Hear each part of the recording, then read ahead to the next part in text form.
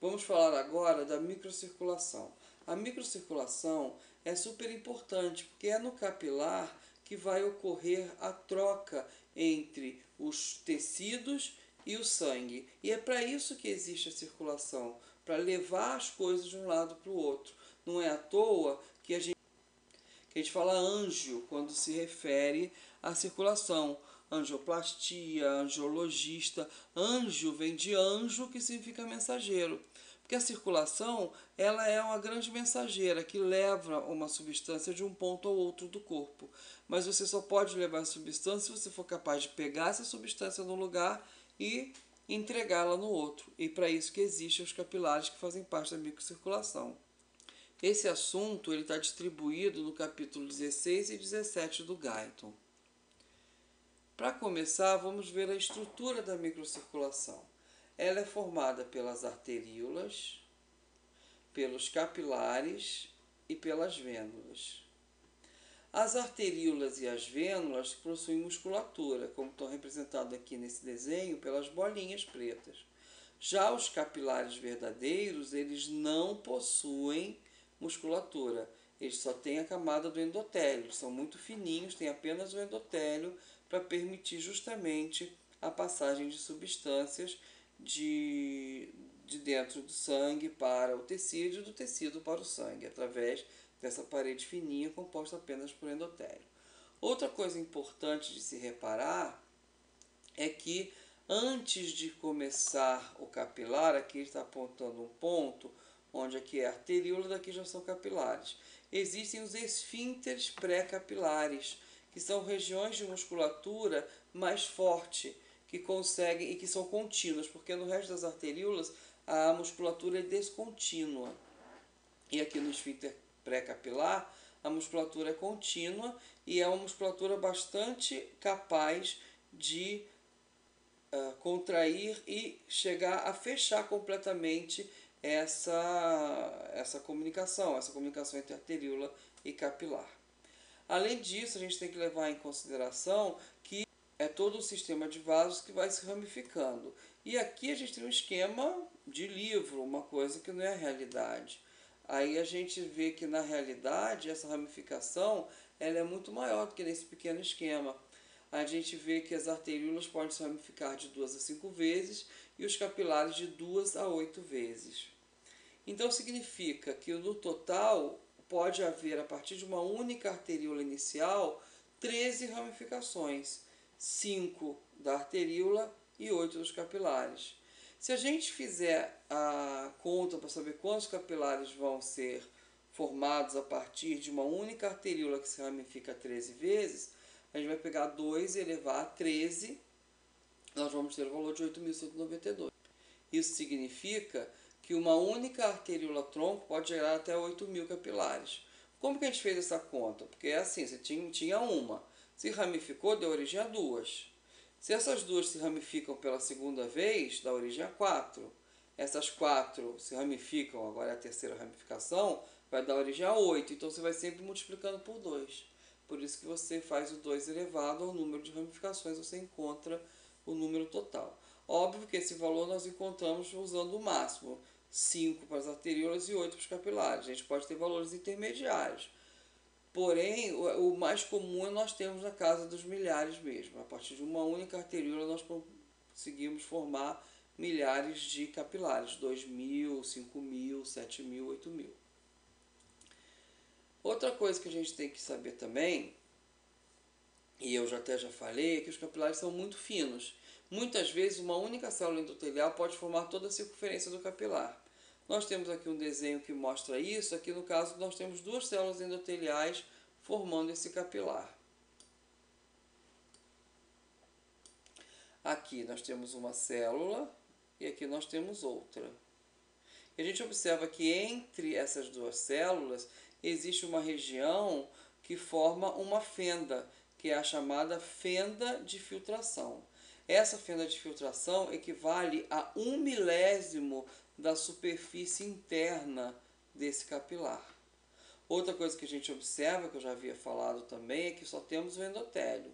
Até temos aqui um pericito, mas ele não é uma camada, não forma uma camada no vaso. Não temos musculatura, não temos adventícia, nós não temos outras camadas, temos apenas a camada de capilar, que é para, a camada do endotélio, que é para permitir que essa parede capilar seja fina o suficiente para que ocorram as trocas entre o sangue, e aqui nós temos uma hemácia mostrando o quão pequenininho esse capilar é, então as trocas que ocorrem entre o sangue e o meio externo, que vai ser o meio intersticial do tecido ou do órgão que esse capilar estiver vascularizando. Continuando então, outra coisa importante é que o sangue não flui continuamente pelos capilares. Esse fluxo é intermitente, tem fluxo, não tem fluxo, tem fluxo, não tem fluxo.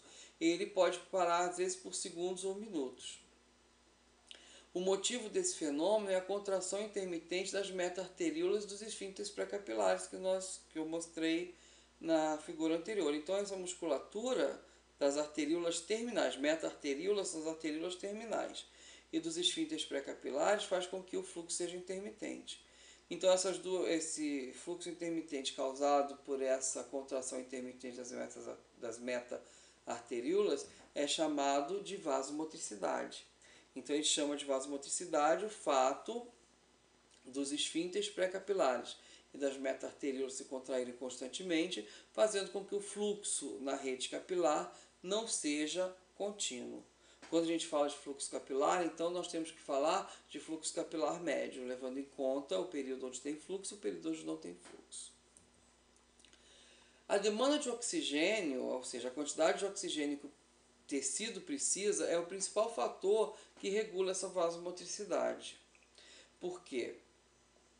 Quando o oxigênio chega ao tecido, ele chega pelo capilar, pelo sangue, na verdade chega pelo sangue que chega no capilar. Esse oxigênio se difunde pela parede do capilar, que é muito fininha, e vai ser utilizado pelo tecido. Inclusive vai ser utilizado pela meta-arteríola e pelos esfíncteres pré-capilares para eles se contraírem. Quando o oxigênio começa a ser consumido e a taxa de oxigênio começa a cair, as meta-arteríolas e os esfíncteres pré-capilares são muito dependentes do oxigênio para se manter contraídos. Então o que acontece? Eles relaxam. Aí vem mais uma quantidade de sangue trazendo mais oxigênio, o que faz com que as meta-arteríolas e os esfíncteres pré-capilares se contraiam novamente. Aí aquele oxigênio que chegou, o tecido vai utilizando. Quando baixa a quantidade de oxigênio, as meta-arteríolas já não conseguem mais se manter contraídas, os esfíncteres pré-capilares também não, eles se relaxam e mais uma quantidade de sangue chega. Então, se o tecido utiliza o oxigênio de forma mais rápida, esse processo vai ser mais rápido, vai abrir e fechar com maior rapidez, vai ficar menos tempo fechado. Se o tecido consome pouco oxigênio, vai ficar fechado mais tempo. É o tempo necessário para que o tecido consuma esse oxigênio e abra novamente a meta-arteríola. Uma vez que as próprias demandas do tecido controlam a quantidade disponível de oxigênio, podemos dizer que o próprio tecido controla a sua vasomotricidade. Então a vasomotricidade, ela é um fenômeno local, não é regulado pelo sistema nervoso autônomo, nem por outra coisa, é regulado pelo próprio tecido, é ele que regula. Usou mais oxigênio, ficou menos tempo fechado, o fluxo médio aumenta. Usou menos oxigênio, fica mais tempo fechado, o fluxo médio diminui. Então, é o próprio tecido, é o metabolismo do próprio tecido que controla a quantidade disponível de oxigênio, e como é a quantidade de oxigênio que controla a vasomotricidade, é o próprio tecido, é o próprio metabolismo do tecido que controla essa vasomotricidade. Se você varia então a vasomotricidade, você varia a taxa de troca entre o sangue e o tecido. Se você faz com que a vasomotricidade fique mais rápida, ou seja, você abre e fecha mais rápido, você troca mais entre o sangue e o tecido, porque tem mais sangue circulando naquela microcirculação. Outro fator que pode controlar a vasomotricidade é a produção de vasodilatadores. Além da demanda de oxigênio, que nós já vimos, a produção de vasodilatadores também pode afetar a vasomotricidade. E o mais interessante é que esses vasodilatadores são justamente, e também são, assim como o oxigênio é consumido pelo metabolismo, esses vasodilatadores são produzidos pelo metabolismo. Quanto maior o metabolismo no tecido, maior a quantidade de vasodilatadores produzidos. O principal vasodilatador aqui, que a gente está falando, é a adenosina, que é o A do ATP, que é o produto de degradação do ATP. Se você usa muito ATP, aumenta muito o metabolismo, produz muita adenosina. E a adenosina é um vasodilatador.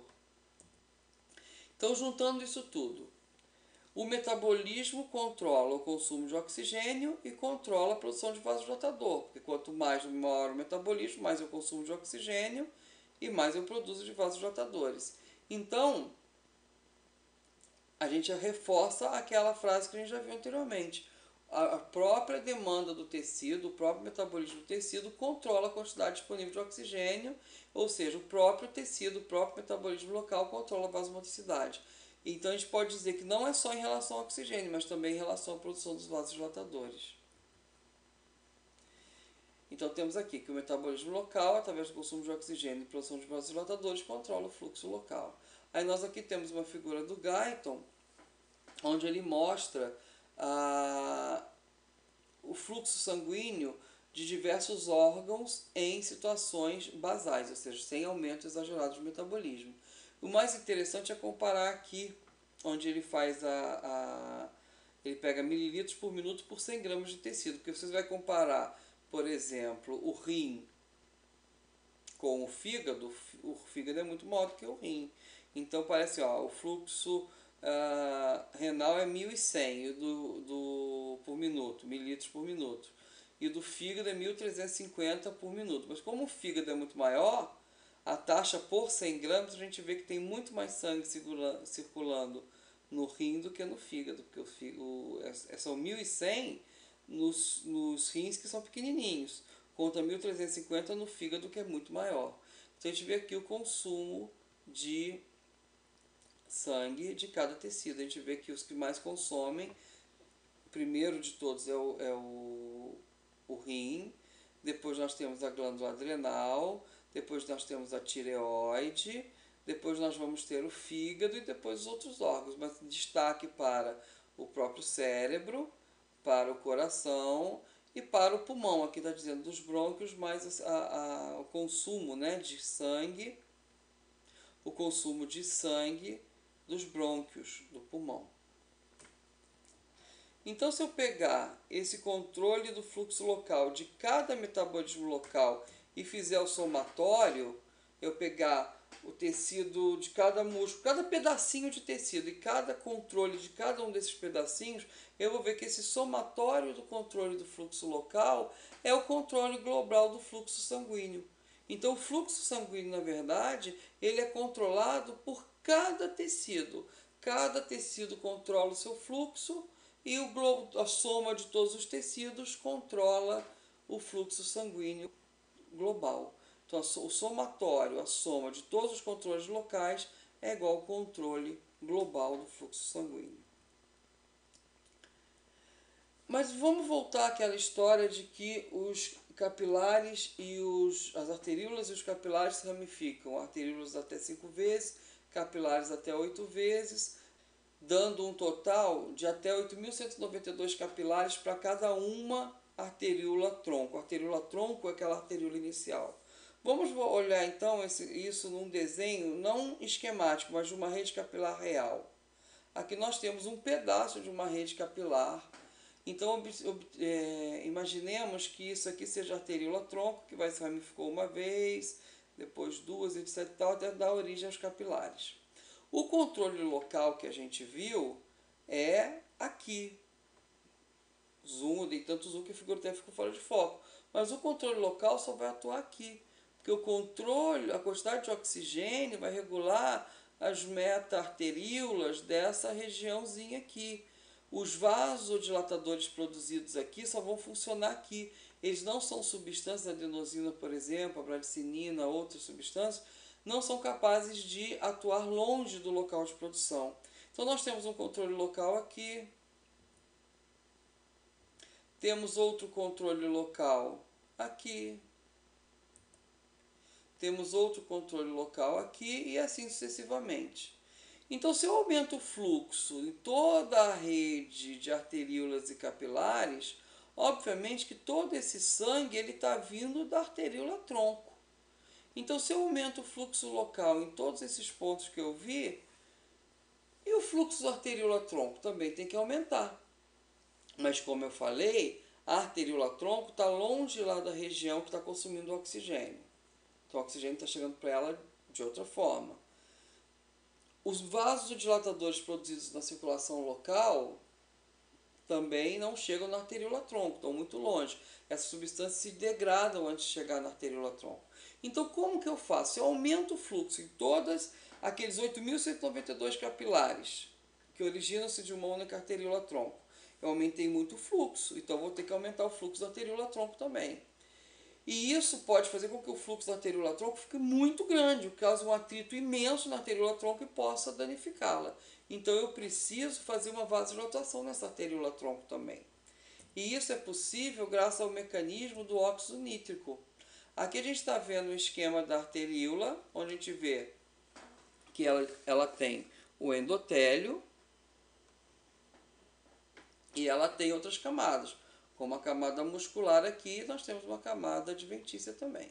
Se a gente der um zoom nesse pedacinho, a gente observa que a célula endotelial, vou voltar, ó, em amarelinho, e embaixo nós temos a camada vermelha, que é a camada de músculo liso.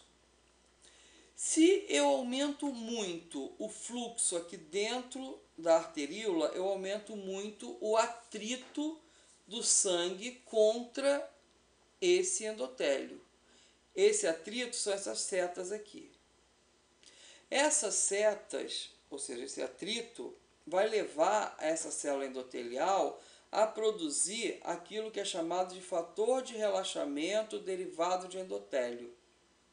Esse fator derivado de endotélio é basicamente o óxido nítrico e a prostaciclina. Principalmente o óxido nítrico. Sabia-se que quando você tirava o endotélio, matava o endotélio da arteríola, você não tinha mais a vasodilatação quando você aumentava o fluxo local lá na frente. Então já se sabia que o fator de relaxamento que relaxava a arteríola era derivado desse endotélio, mas não se sabia o que era. Até que se descobriu que era o óxido nítrico, que é um gás que tem uma meia-vida muito curta e por isso que eles não tinham muita facilidade, na verdade tinham muita dificuldade de descobrir quem era, porque esse óxido nítrico ele é rapidamente destruído. Então ele é produzido, aí ele vaza por ser um gás, ele vaza aqui para a musculatura lisa da arteríola e provoca a vasodilatação. Então, o óxido nítrico, a gente pode ver agora a figura como um todo, aqui ó, shear stress é o nome em inglês para esse atrito na parede da arteríola. O nome em português seria estresse de cisalhamento. C-I-Z-A-L-H-A-M-E-N-T-O, cisalhamento. Em inglês é shear stress. Mas a gente pode falar simplesmente o atrito do sangue contra a parede das arteríolas, que são as células endoteliais. Então esse atrito ativa os mecanorreceptores que vão levar aqui o shear stress, que vão levar à produção do óxido nítrico e da prostaciclina, que vão fazer com que esse músculo liso se relaxe e você tenha dilatação. Um atrito exagerado leva à produção de endotelina e que faz uma vasoconstrição. Isso é para proteger a arteríola, porque se tiver um fluxo demais, aí ela tem que aumentar a sua constrição para não deixar esse fluxo todo passar por ela, o que danificaria essa arteríola. Mas aqui no conceito que a gente estamos dando, que é o conceito da microcirculação, um aumento na microcirculação lá nos capilares levaria a um aumento aqui na arteríola, um aumento fisiológico, que não seria exagerado. Isso causa um atrito que leva à produção principalmente de óxido nítrico, que leva à vasodilatação. Então agora, a arteríola tronco, ela também está vasodilatada, permitindo o aumento de fluxo em todas as regiões da microcirculação, porque agora ela está sustentando esse aumento de fluxo, porque ela também está vasodilatada. É isso, pessoal. Não deixem de estudar então o capítulo 16 e 17, onde vocês vão encontrar esses dados, essas informações mais detalhadas sobre isso que a gente falou nesse vídeo.